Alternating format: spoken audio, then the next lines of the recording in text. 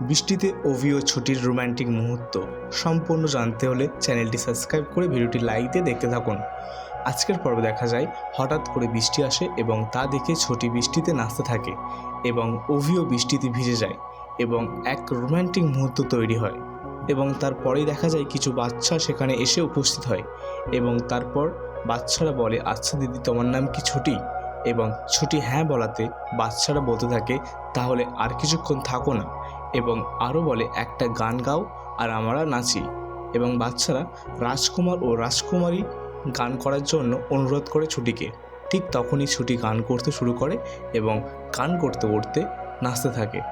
তখনই অভি তা শুনে চমকে যায় আর ছুটিকে বলেন, আপনি এই গানটি কোথায় শিখেছেন? তখনই ছুটি বলে, আমি জানি না। এরই পাশাপাশি দেখা যায় আশ্রয় বাড়ি থেকে সাবিত্রী ফোন করে ছুটিকে আর অভিকে বলে, দুদিন পর জামাই ষষ্ঠী, তোমরা এসো। তো বন্ধুরা, ছুটির গলায় এই গান শুনে অভি কী করতে চলেছে আপনাদের কি মনে হয় তা কমেন্টের মাধ্যমে জানান, এবং ভিডিওটি ভালো লেগে থাকলে লাইক ও সাবস্ক্রাইব করে আমাদের চ্যানেলের পাশে থাকবেন। দেখা হচ্ছে পরবর্তী একটি এপিসোডে।